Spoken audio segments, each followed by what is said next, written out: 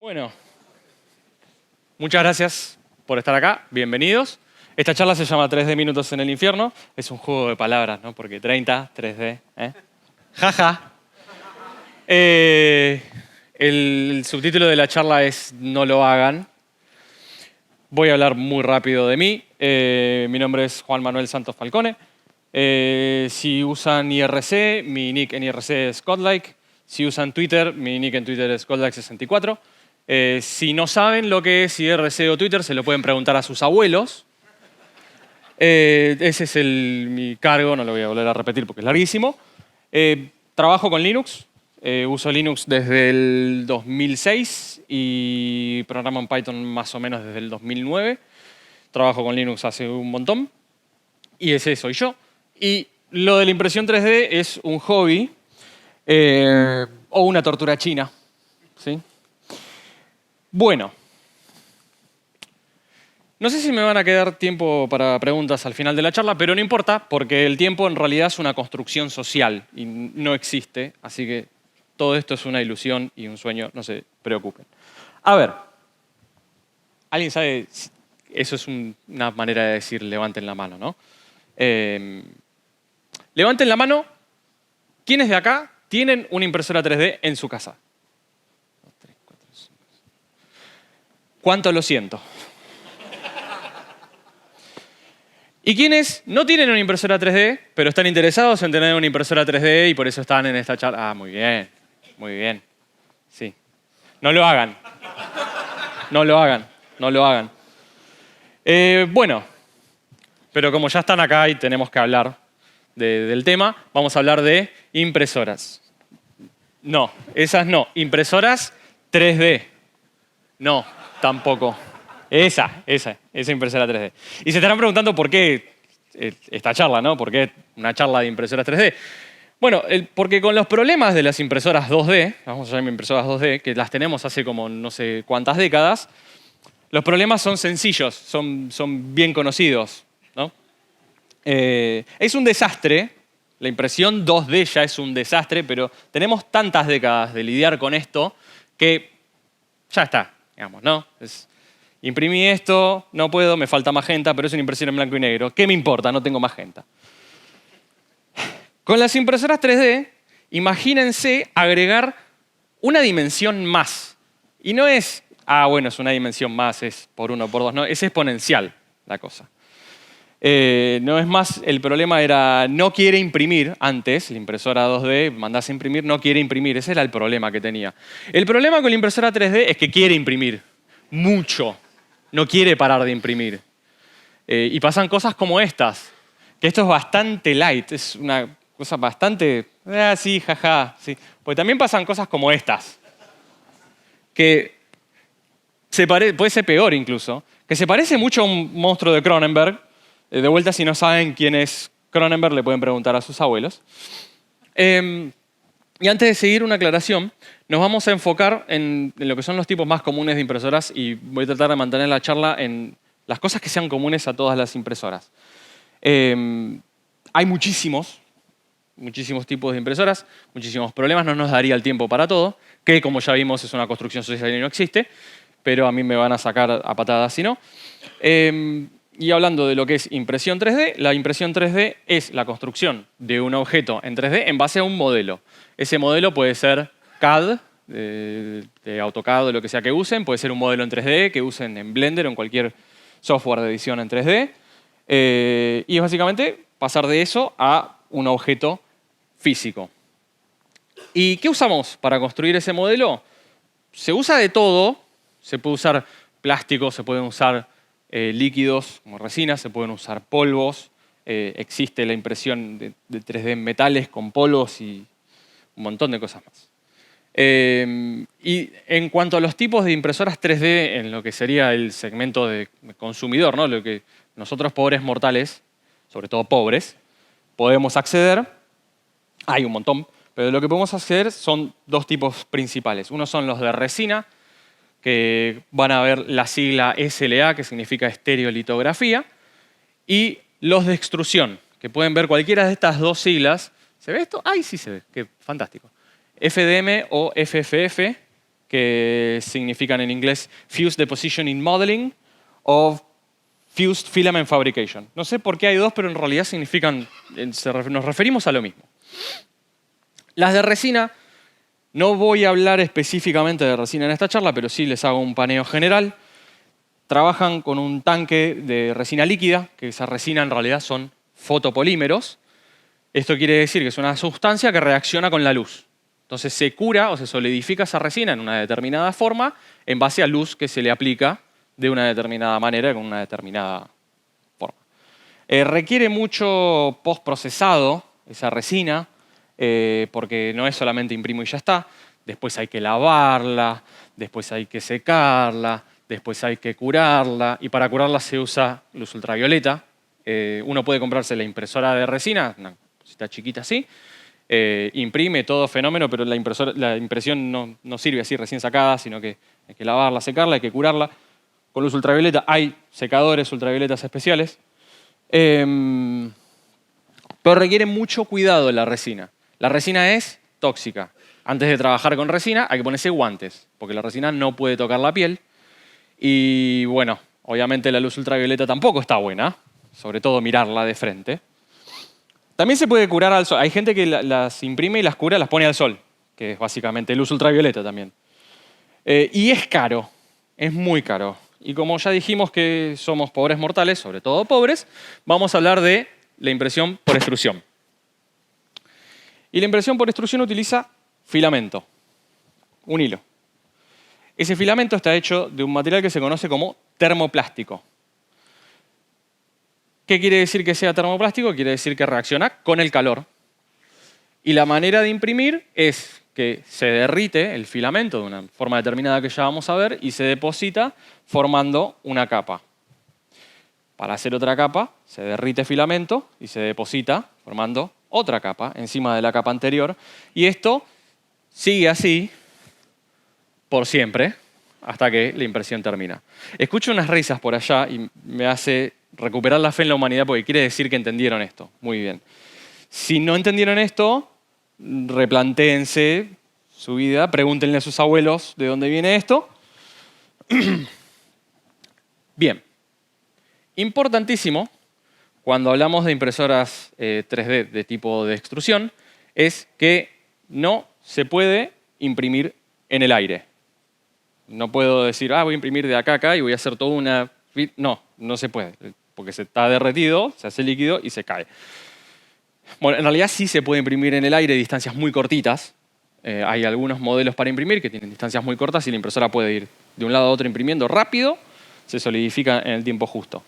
Pero si no son distancias cortas hay que usar soportes, que es básicamente abajo de eso que yo quiero imprimir en el aire, hacer una impresión con menor densidad para que yo después la pueda despegar y que eso le sirva como piso, ¿sí? Para ir de lado a lado. Y si no imprimimos con soportes, pasa esto, que lo hice a propósito en su momento. No sé si se llega a ver, pero eso sí se ve, todo filamento cayéndose, porque no puede imprimir en el aire y no queda bien la forma, etcétera, etcétera. Eso pasa si imprimimos sin soportes. El primer paso cuando vamos a imprimir son los slicers. Los slicers es el software que funciona como intérprete entre lo que es un objeto 3D de CAD o de Blender y la impresión en sí. Entonces, el slicer convierte a ese objeto en unos comandos que se llaman G-code o G-code. Y esto, desde el slicer, podemos configurar todas las opciones de impresión, ¿sí? El slicer es el que conoce a la impresora. Y el problema, ¿por qué tenemos un slicer? Porque la impresora no sabe. No podemos hacer una impresora que tenga soporte, que reconozca un objeto CAD, que reconozca un objeto de Blender. No podríamos nunca hacer una impresora así, sería carísima. Y aparte, hay un montón de opciones de cómo imprimir y por eso están los slicers. Porque si no, imagínense configurar todo desde una pantallita así chiquitita, no se puede. Los slicers más comunes que hay es Prusa Slicer, que está basado en otro que se llamaba Slicer, así con un 3. Ultimaker Cura, Bamboo Studio y Orca Slicer. que tanto Bamboo Studio como Orca Slicer están basados en Prusa Slicer, son forks. O sea, la gente de Bamboo agarró Prusa Slicer, lo modificó y dijo, este es mi slicer Bamboo Studio. Se darán cuenta también que los nombres, quizás los reconocen, Prusa, Ultimaker, Bamboo, son fabricantes de impresoras 3D. Entonces, el fabricante te recomienda, cuando vos compras su impresora, usa el slicer mío. Ustedes pueden usar el slicer que quieran. Lo único que importa es que el slicer tenga el perfil de la configuración para la impresora que ustedes tienen. Si no, no va a poder nunca convertirlo a las instrucciones G-code o G-code para que la impresora lo pueda interpretar. Y un slicer se ve así, más o menos. Tiene dos vistas principales. Esto es lo que vemos cuando lo abrimos y arrastramos o abrimos un objeto 3D. Lo plancha, esa vendría a ser la cama donde se va a imprimir. Y pone el objeto y se pueden seleccionar 1.000.000 de opciones. Esta es la vista principal de 3D. Y cuando nosotros tocamos el botoncito que está ahí, que no se llega a leer, pero dice Slice Now, el slice es el proceso justamente de convertir del objeto 3D a G-code. La vista cambia a algo así, que tampoco se va a ver, pero si uno hiciera zoom ahí, vería líneas en el objeto. Esas líneas es lo que va a ir haciendo la impresora, líneas de filamento de un lado a otro. Bueno, una vez que llegamos a este punto, lo que se hace es exportar este archivo, G-code, un archivito, se le hace llegar a la impresora de alguna manera, con un pendrive. Hay impresoras que tienen interfaz web y maravillas de la tecnología, y desde la impresora le decís imprimir el G-code y la impresora imprime. Y ahora vamos a pasar al segundo paso a tener en cuenta, que son los filamentos. Ya dijimos antes que estas impresoras imprimen con filamentos, son termoplásticos. La característica que mencionamos es que, aparte de que reaccionan con la temperatura, la característica principal es que su estado cambia con la temperatura. Este proceso es gradual, no es que calentamos no es como el agua que la calentás a 100 grados y se empezó a evaporar. En los termoplásticos es una cosa gradual. Pero su estado cambia con la temperatura y tenemos dos temperaturas importantes. Así como en el agua tenemos a 0 grados y un determinado nivel de presión, el agua se congela y a 100 grados se evapora, también hay dos temperaturas con los termoplásticos. Uno es el punto de fusión, o melting point, también lo pueden llegar a encontrar así en internet. Voy a hacer un paréntesis. No conozco el nivel de inglés de los presentes, pero sí les recomiendo que se familiaricen porque es mucho más grande la comunidad de habla inglesa en impresión 3D que la española, lamentablemente. O quizás esto es la semilla que termina cambiando todo. Y si en algún momento necesitan buscar algo, googlear algo, muy probable que encuentren la información en inglés antes que en español. El punto de fusión es el punto en el cual el filamento pasa de estar en un estado específicamente sólido a líquido. En realidad no es sólido, es viscoso. Y el segundo punto, ahí está.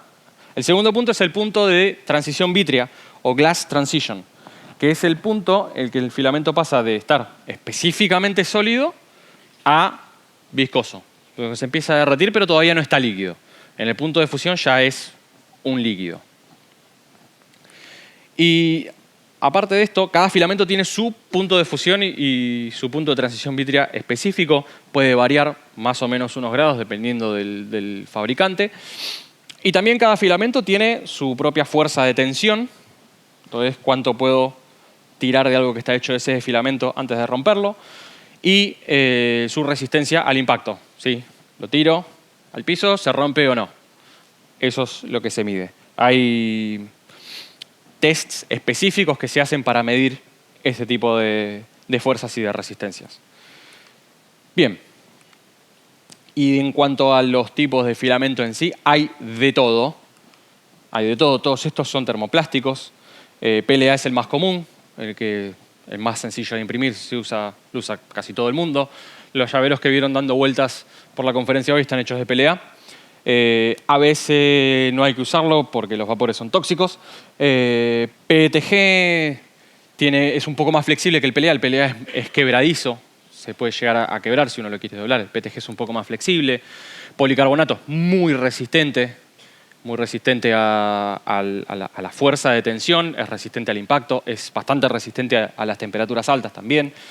TPU, que es esto, la carcasa de los móviles, están hechas de TPU, que es un termoplástico muy flexible a temperatura ambiente, absorbe muy bien el impacto. Poliamida, también como el policarbonato, muy resistente al impacto y a la tensión. Alcohol polivinílico, y hay un montón. Y también hay mezclas. Hay fabricantes que agarran al policarbonato y no están conformes con que el policarbonato ya es una cosa bastante dura y le ponen fibra de carbono adentro. Cada material tiene su dificultad de impresión. Si ustedes están empezando, empiecen por PLA, ácido poliláctico. No se embrollen, quédense en lo simple y después, una vez que pueden imprimir y uy, qué lindo esto que hice, ahí van probando otras cosas más complejas. Eso. Arranquen con PLA, si quieren algo un poquito más complejo, PETG, y después van escalando algo de mayor dificultad. Y no puedo estar 5 días hablando de todos los filamentos, así que después, si quieren, entran a la wiki de Prusa, uno de los fabricantes de impresoras 3D. Es muy completa con toda la información que tiene sobre los filamentos y sobre otro montón de cosas más.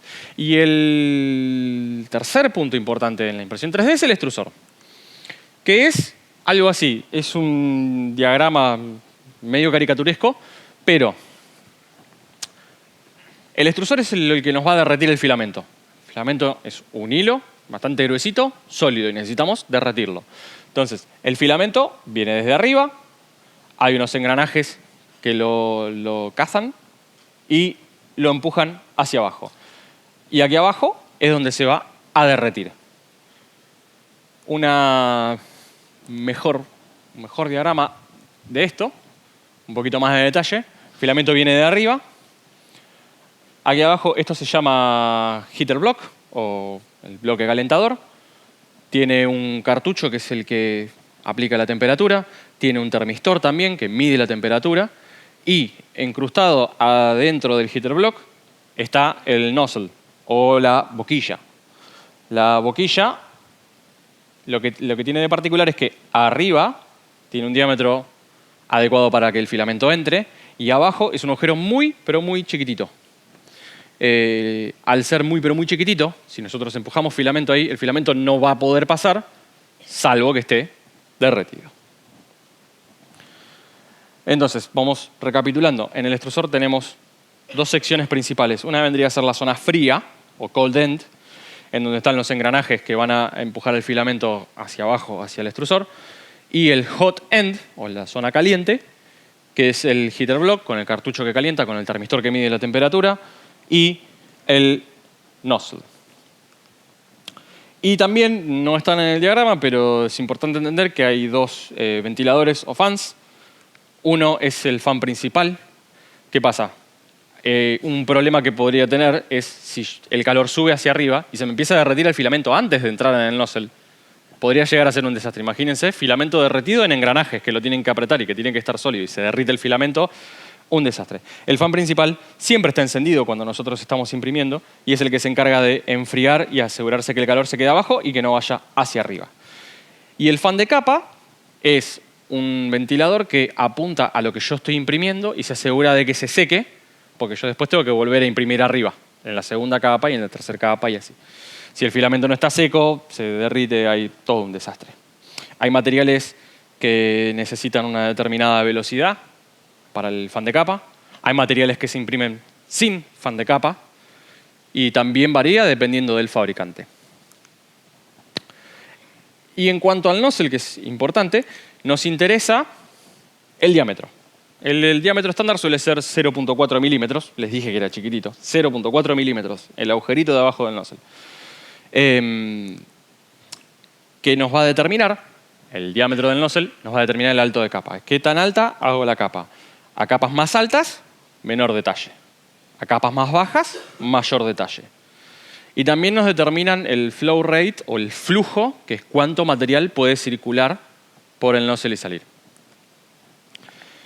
Y en cuanto a los materiales del nozzle o boquilla, el más común es brass, que es latón.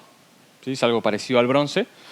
El problema que tienen los de latón es que con el tiempo se corroen, ¿sí? Se agarra óxido, imagínense que para imprimir PLA son 200 grados.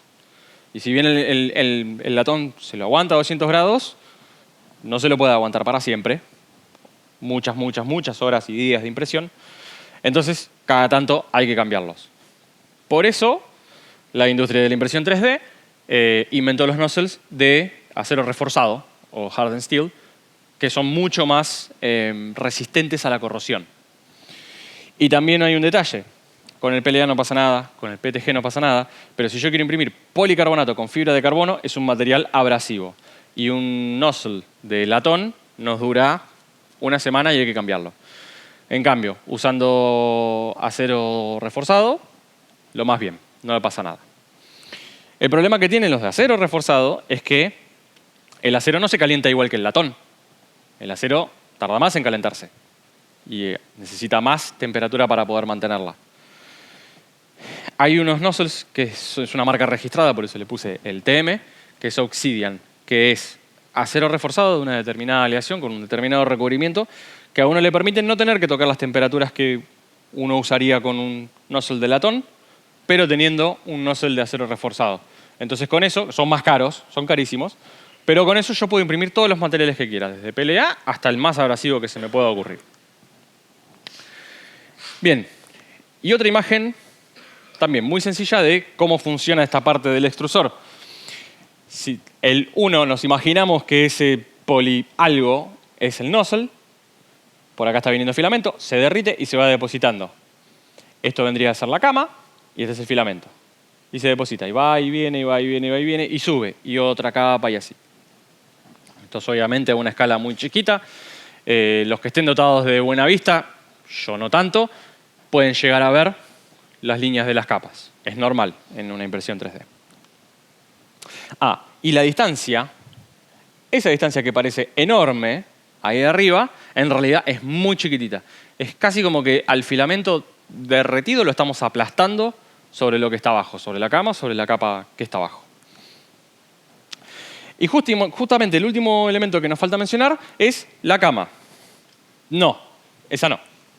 Esa es una cama de una impresora 3D. Tenemos una impresora 3D afuera, si quieren ver cómo funciona.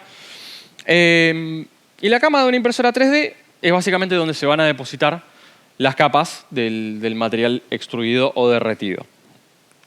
Por razones obvias, esta cama tiene que ser plana. No podemos tener una cama que sea todo así. En mi casa las paredes, ninguna pared es plana, recta. En una impresora 3D, plano. Y lo ideal es que la cama se caliente. Y ya vamos a ver por qué. En impresoras viejas o muy baratas, la cama no se calienta y es un dolor de cabeza. Los materiales de los que puede estar hecha una cama: vidrio, por ejemplo, vitrocerámica, plástico. Mi primera impresora, muy mala, no la voy a mencionar, la empresa no existe más, tenía una cama que era de plástico, era básicamente un plástico, que no servía para nada. O puede ser metálica, ferromagnética. ¿Por qué metálica ferromagnética? Se estarán pensando. Porque podemos poner algo como eso. Eso es una hoja de acero flexible. Entonces, nosotros ponemos la hoja de acero flexible sobre la cama se calienta, obviamente como es todo metálico, el calor pasa. Imprimimos sobre la hoja, terminamos de imprimir, quitamos la hoja, despegamos la pieza, limpiamos y volvemos a poner. ¿Cuál es, obviamente, el beneficio? Que es flexible, es mucho más fácil de despegar algo. El plástico impreso se puede pegar mucho. Y esto se inventa justamente porque gente tratando de despegar piezas de plástico de una cama de vidrio, la rompen o la rayan. Problema. Y para limpiar es fundamental agua sin cal, no queremos cal, no tocarla a la cama una vez que la limpiamos, no se toca. Y podemos usar detergente para lavar los platos o algún jabón, pero que sea bien neutro. O podemos usar alcohol isopropílico, que es fantástico. El alcohol isopropílico saca toda la grasa, siempre y cuando después de pasar el alcohol isopropílico no le pasemos los dedos así. Pasarle los dedos así quiere decir que estamos depositando grasa de nuestras mismas manos y eso va a hacer que la pieza que estamos imprimiendo no se pegue. Y se empiece a mover y termine como en el principio, todo imprimiendo por cualquier lado. Existen distintas texturas de esta hoja de acero flexible para distintos materiales y proveen distintos niveles de adhesión. Entonces, fundamental para que la cama funcione y podamos imprimir, el filamento se tiene que pegar. Para eso tiene que estar completamente limpia, como ya les estuve taladrando. Tiene que haber una altura correcta entre el nozzle y la cama. Y, idealmente, tiene que estar caliente. Tiene que estar caliente, pero no muy caliente. Porque si nos pasamos de la primera temperatura, la de transición vítrea, el material se sigue derritiendo. O sea, se mantiene en un estado derretido y se deforma. Hay algunos materiales que, encima de todo esto, requieren pegamento especial. Porque son materiales que no les gusta pegarse a otro material que no sea a sí mismo. Y sin un pegamento estamos imprimiendo y por ahí una impresión sale bien y la siguiente impresión sale volando. Fundamental, una vez que terminamos de imprimir, es que el filamento se despegue, porque si no, no nos sirve de nada tener una pieza de plástico impresa en una hoja de metal. Qué lindo lo que hicimos. No sirve de nada. Obviamente, para despegar, como les mencioné antes, camas flexibles son mejores que una cama rígida. Si yo lo tengo que despegar de algo de vidrio, tengo que andar con mucho cuidado, una espatulita o algo así. Y si es flexible, lo doblo y listo. Y lo más plana posible. Fundamental para, decimos lo más plano posible, por ahí la cama es plana, pero cuando la calentamos puede dejar de ser plana, porque los materiales en general se expanden con el calor. Si la cama está así, cuadradita, y se calienta, en vez de ser plana, ya tiene una montañita. Y ahí ya lo que es la nivelación de la cama se nos fue. Bien, dije nivelación. Ahora vamos a hablar un poquito de la nivelación. Que justamente, aparte de asegurarse que la cama sea plana, asegurarse que la altura que hay entre la boquilla y la cama sea uniforme. Para nivelar hay dos maneras. Una es manual. Si ven alguna impresora, incluso la que está afuera, van a notar que tiene unas perillas, si fuera un tornillo gigante abajo. La forma de nivelar, no se rían, yo me estoy riendo porque yo lo tuve que hacer un montón de veces, les va a parecer ridículo lo que les voy a decir. Pero la forma de nivelar una cama o una impresora 3D manualmente es, se calienta la cama a la temperatura que queremos imprimir. Se inicia la rutina de nivelación en la impresora. La impresora va a ir y va a poner el nozzle en donde cree que es un punto de la cama y que está cerca como para imprimir. Se agarra una hoja de papel, de qué alto, de qué gramaje, no sé, nunca nadie me lo supo explicar. Y se desliza entre el nozzle y la cama. Y la hoja de papel tiene que raspar. ¿Cuánto? ¿Mucho? ¿Poco? Nadie nunca me lo supo decir. Esto, la verdad, es pésimo.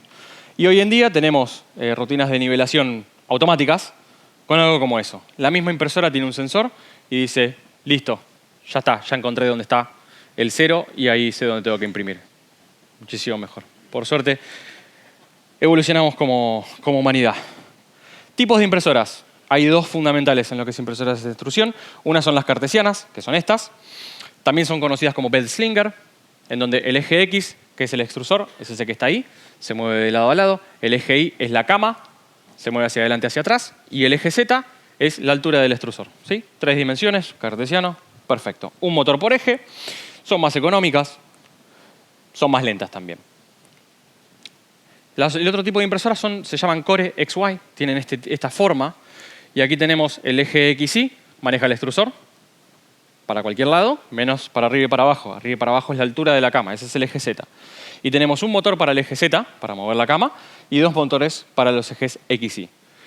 Esto tiene menos torque, tiene menos vibraciones, generalmente tiene una mayor área de impresión, se pueden imprimir cosas más grandes y se puede configurar para que imprima más rápido. Pero son más costosas, que es lo que tiene de malo. Y ahora vamos a ir a los problemas, que es la mejor parte. El primer problema... estos son los problemas que uno tiene con una impresora 3D, se solucionan así. No hay ningún problema. Pero las impresoras 3D suelen ser más caras, no podemos andar haciendo esto. El primer problema fundamental es la humedad. Y en Argentina tenemos una frase que es: lo que mata es la humedad y al filamento lo que lo mata es la humedad. Todos los termoplásticos son higroscópicos. Eso quiere decir que absorben humedad que está en el ambiente. Normalmente esto no es un problema, todos tenemos cosas de plástico que se nos mojan y siguen funcionando lo más bien, pero si nosotros calentamos ese filamento a más de 200 grados y lo tratamos de hacer pasar por 0.4 milímetros, eso se transforma en un problema. Cuando tratamos de imprimir un filamento que está húmedo, pasan dos cosas. El agua que está dentro del filamento se expande, o sea, hace burbujas. Eso se siente cuando pasan filamento por un extrusor, se sienten chasquidos, ¿sí? Ese es justamente el agua expandiéndose. El filamento extruido va a tener huecos, va a ser poroso. Y lo segundo que pasa es la hidrólisis. Yo no soy un ingeniero químico, así que no vamos a gastar mucho tiempo en esto, pero básicamente al agua, cuando está en situaciones así, le encanta romper las cadenas de esos polímeros y lo que estás imprimiendo ya técnicamente no es el polímero que vos compraste, el termoplástico que compraste. Si les interesa, ahí les dejo unos links, que hay papers sobre estos, fantástico. ¿Cómo se ve esto? Se ve así. Así con un montón de hilos o pelos. O así, ahí. Eso que tendría que ser un cilindro tiene huecos. O así, también, cosas que uno dice, ¿qué hizo acá la impresora? ¿Qué hizo acá? Bueno, eso es por usar filamento húmedo. Cuando tenemos filamento húmedo, la solución es secarlo. Se venden cajas que levantan una determinada temperatura, depende del filamento. Lo mismo por una determinada cantidad de tiempo que depende del filamento. Unas X cantidad de horas, listo, sacó toda la humedad del filamento. ¿Qué hago después para que no se me vuelva a humedecer? Le fabricamos una caja seca o una dry box, que puede ser cualquier caja que sea sellada, la llenamos de sílica gel, listo. Mientras mantenga la humedad en 10-15%, perfecto. El filamento va a durar muchos y muchos meses. Determinados filamentos son más o menos susceptibles a esto. Al PLA casi nunca le pasa nada. Al PETG lo dejas una semana afuera, no sirve más. Lo tenés que secar. De vuelta, en la página de los blogs de Prusa hay muchísima información sobre todo esto.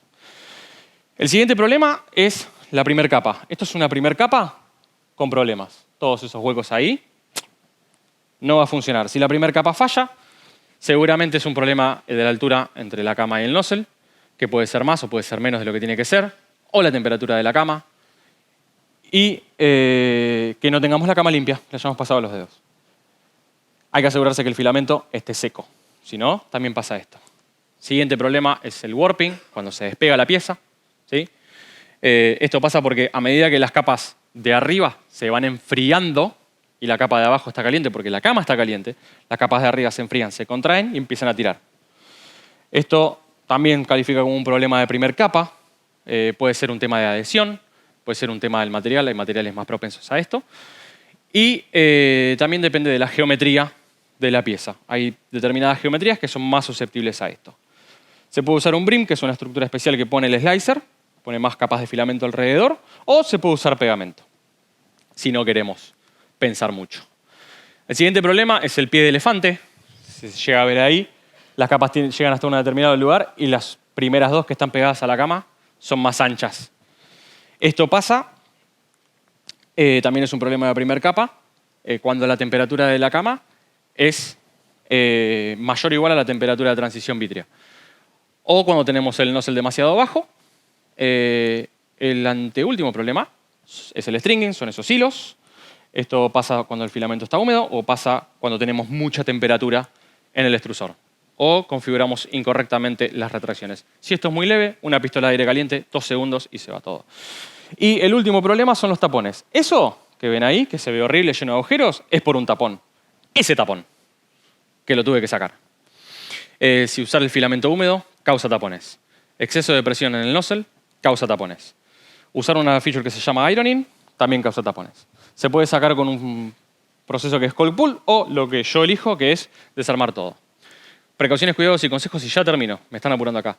Un ambiente limpio, nada de poner la impresora 3D en la cocina. Un ambiente ventilado. Los vapores, si bien no se descubrió que sean tóxicos o no, no lo sabemos. La impresora sobre una superficie estable. No impriman nada que vaya a estar en contacto con comida. Por favor, hay resinas especiales para eso. Aprendan diseño 3D o CAD. Les va a salvar la vida. Y hasta acá llegamos.